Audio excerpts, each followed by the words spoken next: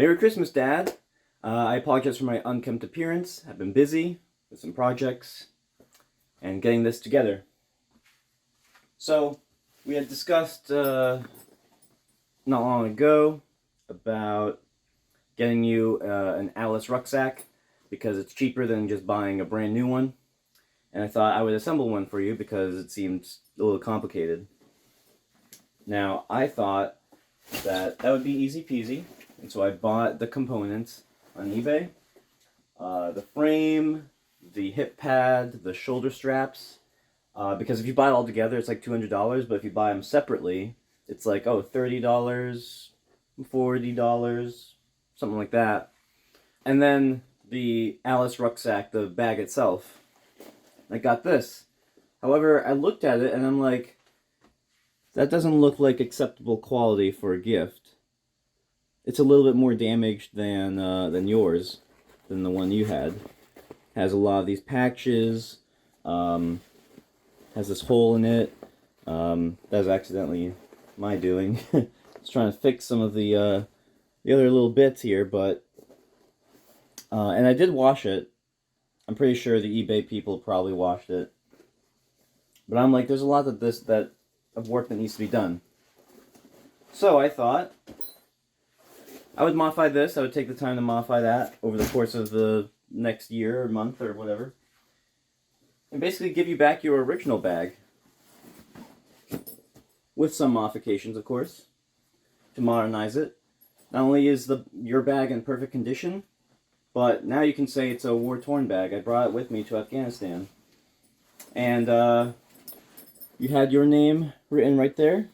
I went over it in Sharpie not long ago. And then added that, because I thought it looked nice.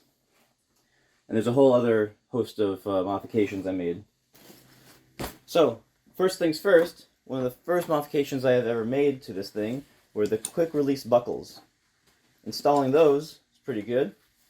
Makes it super fast, super easy to get in there. I kept the exact same string as you did, paracord, but I had retied it so that there's a little bit more of this loop here, so that when you go in to tighten it, you know, it's extra secure. And then you probably noticed already the flap. Now, your rucksack had a little bit of the anti-water, the water-resistant coating, but that disintegrated quickly when I put your rucksack through the wash.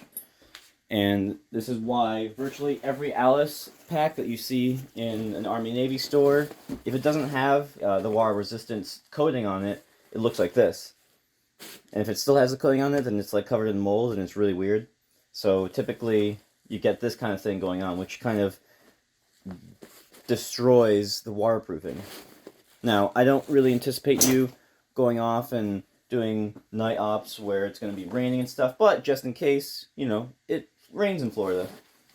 I did coat this in Flex Seal about a year ago before my deployment, but since then it kind of crackled a little bit, started to peel a little bit, so I recently did another coat. The waterproofing effect of it has been restored, and you have this mat pouch perfectly protected. Well, I guess the pouch itself isn't protected, it's the stuff inside. I thought that was a little bit weird of a design choice. What's funny is that modern rucksacks, they have the waterproofing element on the top and then a mesh bottom, so it's like super easy to get into. So yeah, those are pretty exciting. But what I'm also more excited to show you is the frame. Now, this is the Marines main pack frame, and I do have the main pack. The main pack is actually pretty big, and it's not what you are going for, I'm pretty sure. For whatever reason, I don't know if this was intentional, this frame width is perfect for an Alice rucksack. So it has three major components, of course. The frame itself, the hip pad, which I think is actually a little bit better than Army hip pads because it has this sort of cushioning right behind the hip pad, whereas Army stuff, it's just empty, and you're supposed to rely on the tightness of it. But when you're using a plastic frame, that doesn't seem so smart. I think the cushioning is a good idea. So that's the hip pad. If you need instructions on how to install it, I mean, I didn't use instructions, I just looked at pictures. The way that they're attached is really strange. It's, I don't know, it's not super intuitive, but luckily I have my own, so if I need to demonstrate that to you, it's super easy. But I think what's the most fun about this is I gave you a handle, and I decided to attach it to the frame. Now it's attached via some of the straps, and it's pretty secure in there, but it is a separate component if you want to take it off. It's these metal keepers that I put in there. I had 2 spare ones, so I thought, yeah, that will be good for this. You know, a little bit janky, but otherwise pretty cool, I think. Now I will put it on and then show you some of the features. So, super easy.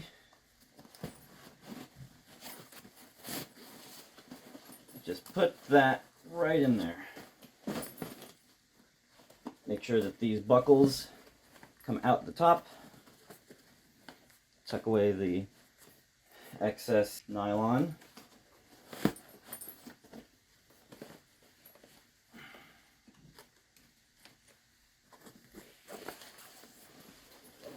And then, of course, to secure it to the actual frame.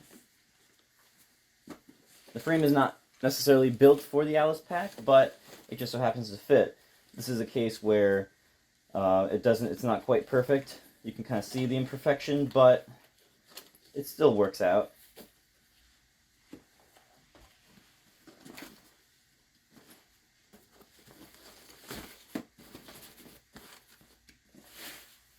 So pretty secure on there. It adheres to very much the same principles of attaching it to the original frame. So I think you can get the idea if it ever comes undone. Super easy to reattach. There's also this component. If you happen to have any paracord or whatever, you can secure that to any one of these loops. There's so many loops on the frame. Too easy.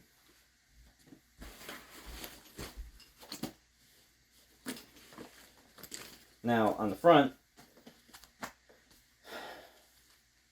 you have these buckles. Now, funny story, these buckles on the top that are black, I put those on. Those are from a sling, only because they have little holes in it, so that's super easy to take off, because the original buckles that came with this, once these are tightened, it was almost impossible to loosen it. And so I decided to give you some of these strings to help out. Hope they're not too annoying. If they are, you know, cut them off. Because you do still have this tab that's still easy to lift up in some way or other. It's hard to get a good angle. But, as you can see here, that's how it fits onto you. You can kind of see in the reflection the hip pad.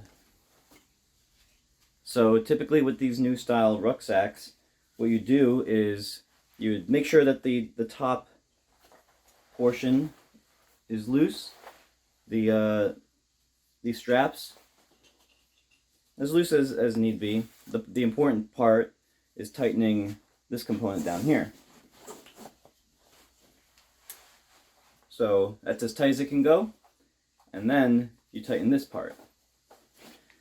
And then you have the hip pad, which might ride up a little bit, but that's kind of the point. It's supposed to go over your navel, not necessarily your hip per se. You could adjust it a little bit, but this is basically how it's supposed to be. And it still works wonders. So what's great, what's interesting about this actually, is that the Army buckles, they have you pull this way to tighten it. The Marine ones have you pull outward or across.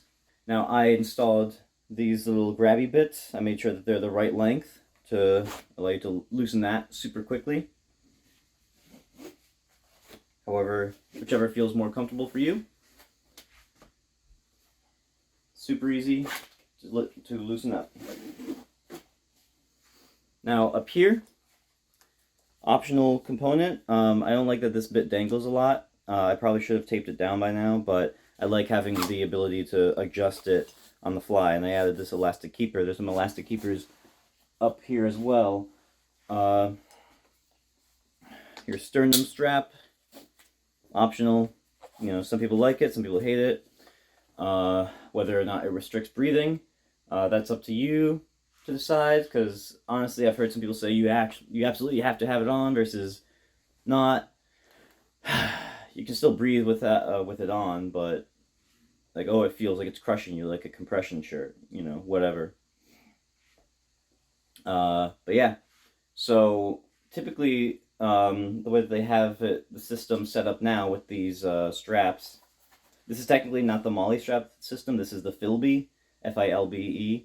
I don't know what it stands for, it's marine stuff, but it's virtually the same idea, virtually the same shape as the Army's Molly system, where the strap comes up and over.